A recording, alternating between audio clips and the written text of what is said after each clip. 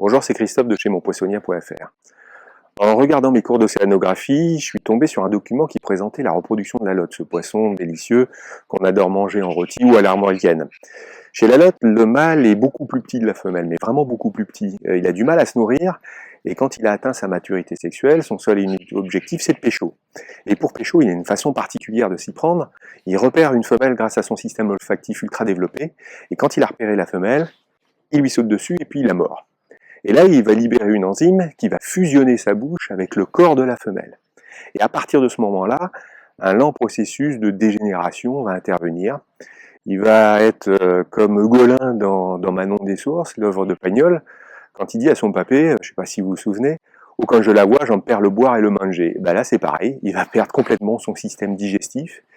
Il s'en fiche de toute façon, puisque comme il a fusionné avec la femelle, c'est le système sanguin de la femelle qui va l'alimenter.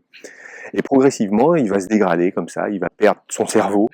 Bon, on savait tous que l'amour faisait perdre la tête, mais ça, c'en est la preuve.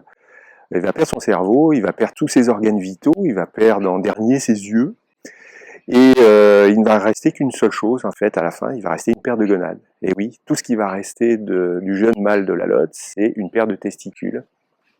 Il est devenu un parasite sexuel, dont la femelle va pouvoir se servir quand elle en a envie.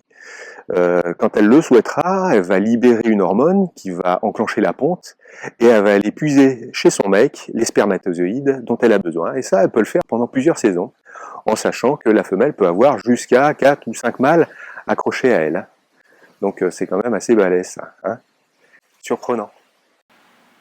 Je suis sûr que vous allez regarder la lotte maintenant d'une façon un petit peu différente. Ah oui, une dernière chose. Le mâle qui n'a pas réussi à trouver sa femelle, eh ben, vous savez ce qui va lui arriver. Il va lui-même se transformer en femelle. Allez, je vous dis à bientôt pour une nouvelle vidéo sur chez monpoissonnier.fr. Ciao.